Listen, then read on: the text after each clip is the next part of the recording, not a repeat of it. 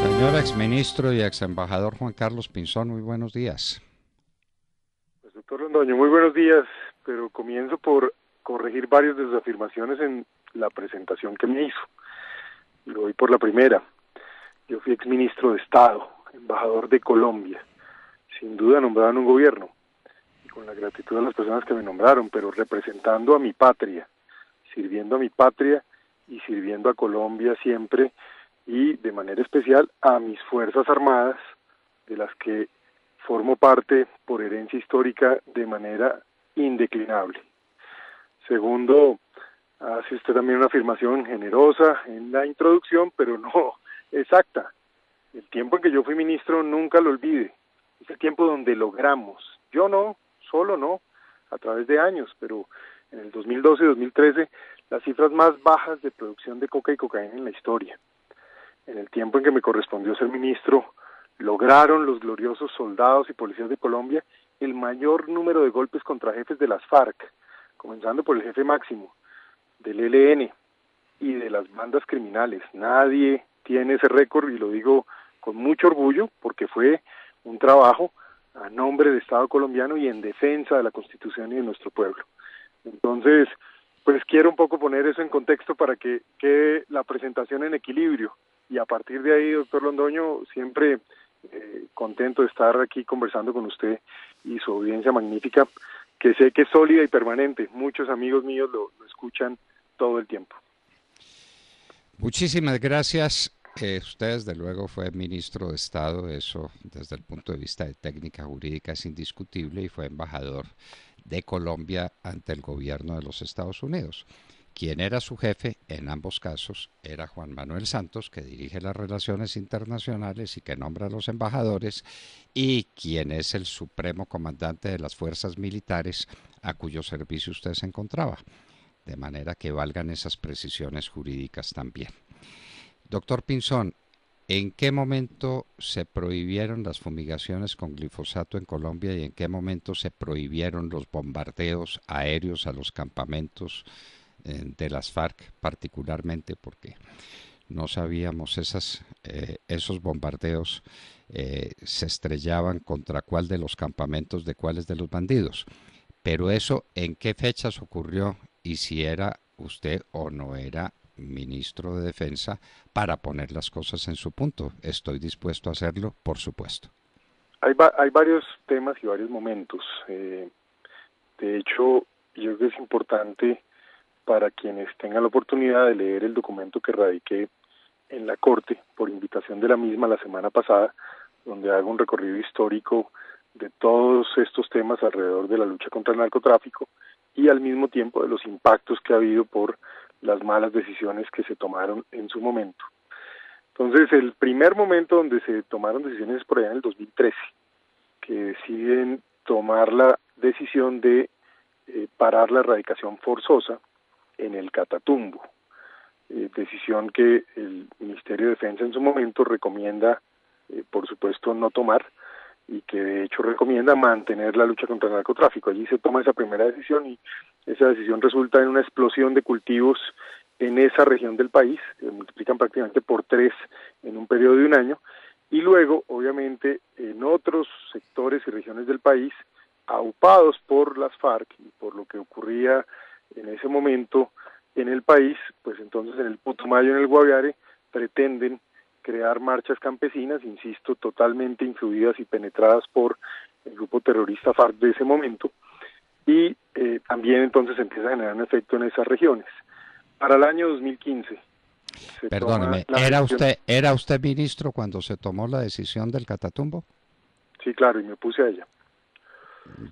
Y se mantuvo como ministro. Bueno, Así es, sigamos. porque hay mucho cobarde que se quita los problemas, doctor Londoño, y aquí hay unos que no hablamos tanto, sino hacemos, y a la hora de los problemas que nos busquen, doctor Londoño, porque es que hay mucha gente que le gusta hablar duro, pero se le quita a los problemas. Hay otros que no nos quitamos a los problemas, los enfrentamos, tomamos decisiones y mantenemos la línea. Y muchas veces digo, ¿qué tal que no hubiéramos mantenido la línea? ¿Qué tal que no hubiéramos tenido cierta posición en donde estaríamos? En ese momento también llegamos al año 2015 y allí en una ausencia mía y sin consulta al Ministerio de Defensa, toman la decisión de suspender las aspersiones. Por supuesto, luego vienen 2 o 3 semanas de reuniones permanentes en donde mi posición y la de mi equipo de trabajo, todo mi equipo de trabajo en general, fue, por supuesto, y en mi caso, oponerme a esa idea, recomendar que no ocurriera, insistir en que eso no debería estar ocurriendo, y lamentablemente no nos escucharon. Incluso en ese momento recuerdo haber radicado un documento en el Consejo Nacional de Estupefacientes, y en estos días lo volví a mirar, porque básicamente me sorprende cómo ese documento decía, por obvias razones, todo lo que hoy estamos viendo y viviendo, y es un país inundado de coca, pero sobre todo con los riesgos alrededor de esa inundación de coca. Unos grupos armados totalmente anárquicos, otros totalmente organizados, y bueno, en fin, esos flujos de dinero corriendo y por el país, y por eso, para cerrar este punto inicial, recomendamos de manera clara en estos días a la Corte que, si bien es cierto, hay muchas ideas de innovación y muchas alternativas que se deben explorar, haber perdido la herramienta de la aspersión aérea y haber limitado la acción directa contra grupos armados, indudablemente hoy expone al país a unas dificultades complejas hacia adelante. Pues tan complejas que esto se convirtió en un mar de coca, ¿no? Así es, así lo previmos, desgraciadamente. Habíamos tenido 48.000 hectáreas sembradas de coca y ahora ¿cuántas tendremos? Ni usted ni yo sabemos, pero Ni los probablemente dos sabemos, pero hablan de 220.000, van a mencionar. O 200 o 250.000 algunos. Es decir, Sí. es una multiplicación por 5 del problema crucial de la República. Para usted como ministro de Defensa estaba claro que el gran problema que debían enfrentar los soldados de Colombia y los policías de Colombia era el problema del narcotráfico. Esa no es la característica fundamental de eso que llaman el conflicto colombiano, que no es otra cosa que una acción terrorista de grupos financiados por la cocaína. Usted tenía y tiene eso perfectamente claro. Tan claro que los golpes decisivos que les dimos tenían, entre otras cosas, el enfoque detrás de las cabezas que manejaban los negocios de narcotráfico y que de una u otra manera, por supuesto, como bien se ha dicho, son el combustible del terrorismo y de la violencia y de la existencia de esos grupos armados, y que obviamente a esta altura incluso usan esos recursos para financiar más bien intenciones de otro orden, pero siempre con sus objetivos de poder. Por eso fue tan evidente y eficaz esa lucha por varios años. Insisto, yo llegué a ser ministro en el 2011, al 2012 habíamos ya logrado volver a bajar esas cifras a las más bajas de la historia.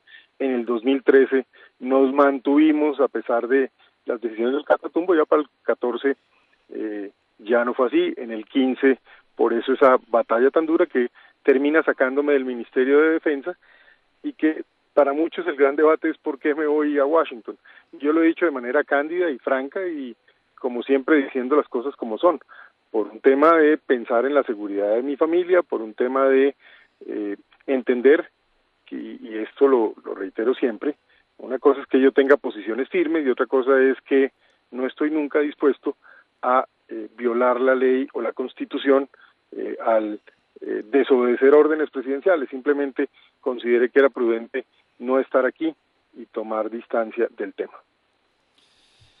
Doctor Juan Carlos Pinzón, usted mencionó el Consejo Nacional de Estupefacientes y que radicó un documento en ese consejo. En ese momento se reunía el Consejo Nacional de Estupefacientes. ¿Quién era el secretario o el director ejecutivo que manejaba la lucha antiestupefacientes en Colombia en el instante en que usted radicaba ese documento? Mire lo curioso, por muchos años, y buena parte de los años, la lucha directa contra el narcotráfico, si bien es cierto, existe una institución formal que es el Consejo de Estupefacientes, encabeza el ministro de Justicia, lo lideramos de manera muy directa a través de acciones operacionales en el Ministerio de Defensa, y esa fue la manera como se hizo.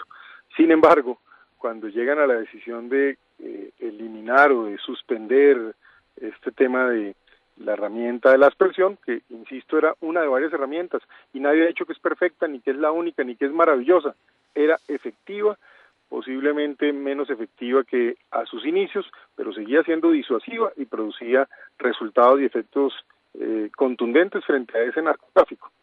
Pues bien, hay que decir que en ese momento se decidió que ese consejo se debería reunir, y la primera vez que yo asistí formalmente al consejo fue en esa ocasión, luego de una tremenda discusión y situaciones que llevaron a que me hiciera presente. Ese día estuvieron prácticamente todos los ministros que tienen que ver con ese consejo. Estuvo el fiscal, estuvo el procurador. El procurador del momento fue el único que apoyó la posición y el documento que nosotros leímos en ese Consejo de Estupefacientes. Consejo de Estupefacientes que en mi tiempo se reunía religiosamente cada último viernes del mes.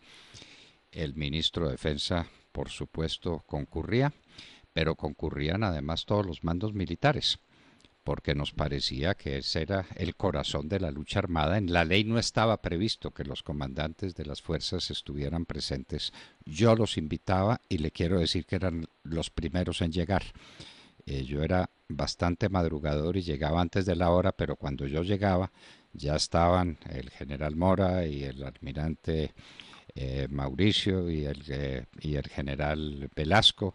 Todos estaban reunidos, y el comandante del ejército, todos estaban reunidos porque sabían que eso dependía el éxito de su función.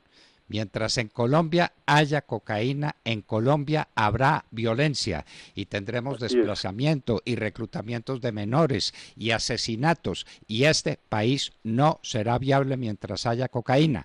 Esa era nuestra posición de entonces. ¿Usted la comparte?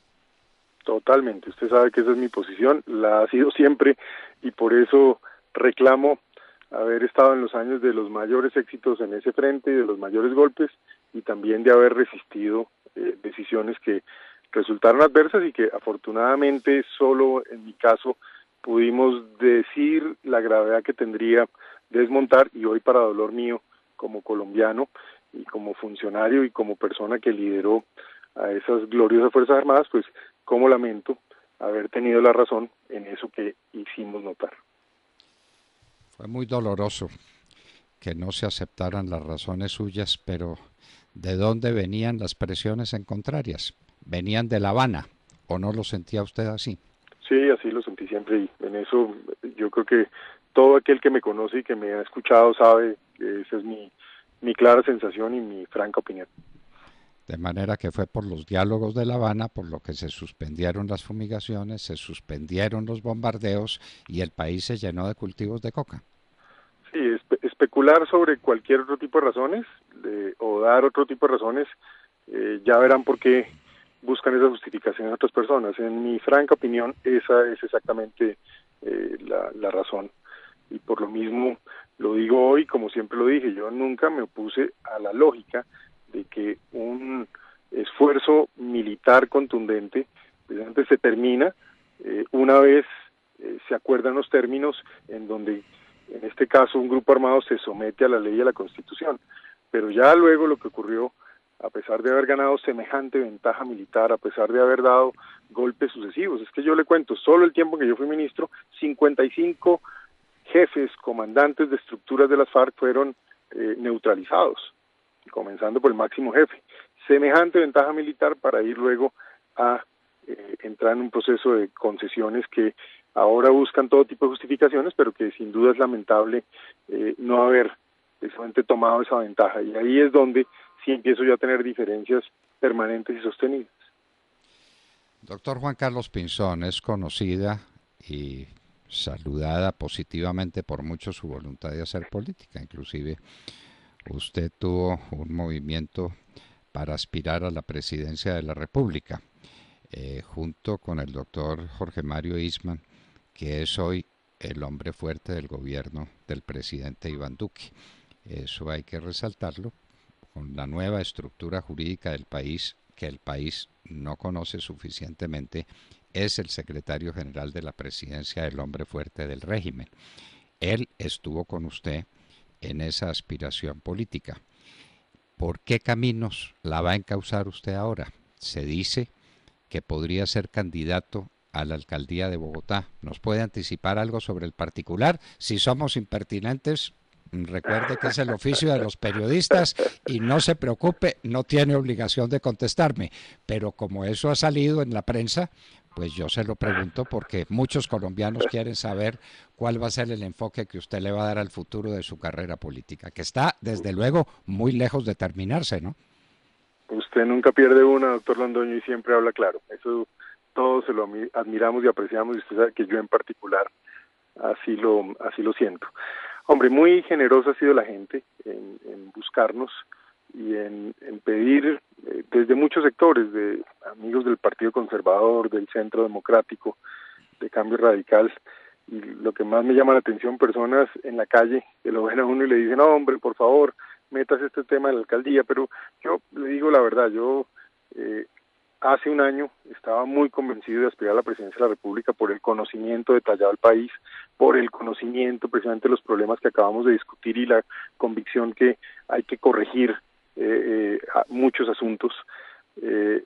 Pero bueno, una vez el pueblo colombiano habló, y yo soy absolutamente respetuoso de la Constitución, de la ley, de las instituciones y de la democracia, y tomadas las decisiones por la ciudadanía, pues consideré que debía entrar en otras actividades por un tiempo. Llevaba muchos años de servicio público y por lo mismo pues no ha sido mi prioridad en este tiempo estar pensando en el proceso electoral del año 2019. Claro, cuando tanta gente le menciona estas cosas, pues uno tiene que ser humilde y ser agradecido y entender por qué es que le están haciendo esa recomendación o esa sugerencia, y es lo que yo estoy haciendo ahorita, un poco pensando, mirando con cabeza fría, pero también lo digo sin que ese sea mi objetivo en el momento, y pronto creo que tengo que tomar una determinación clara. Bueno, se está hablando que usted sería candidato o que lo llamarían a ser candidato por el Partido Conservador. ¿Hoy está usted comprometido con ese partido en el sentido de que se siente militante del Partido Conservador? Pues tengo una relación histórica y cercana con el Partido Conservador. Yo creo que hay unas afinidades históricas, y así como las siento con digamos el sector de centro a la derecha, para ponerle nombre claro en general, por lo menos en lo que son las políticas de seguridad y de firmeza frente a los temas de Estado, siempre ha sido esa mi posición. Hay mucha gente, eso sí me causa hoy gracia, que viene de otros horizontes totalmente, de unas izquierdas hasta muy radicales, y ahora se presentan como los ejemplos y las líneas a seguir de tendencias totalmente opuestas a lo que ellos han sido en su historia. Pero bueno, eso se respeta. Yo en mi caso he mantenido siempre esa posición. Creo en la economía de mercado, creo, eso sí, también en la solidaridad entre los seres humanos, entre el respeto por la dignidad humana, y esos valores y principios, ahí sí que es cierto, recibidos desde la casa, desde el hogar y por tradiciones de cientos de años en mi familia, pues me siento también muy comprometido con ciertas ideas y con ciertas visiones. Que están perfectamente claras por lo que usted ha dicho. Quienes defendemos la familia como la célula central y capital de una sociedad organizada es porque tenemos una estructura filosófica a la que no vamos a renunciar, porque la familia ha sido la base del desarrollo social y de la organización social desde el principio de los tiempos. Ese no es un invento de ahora.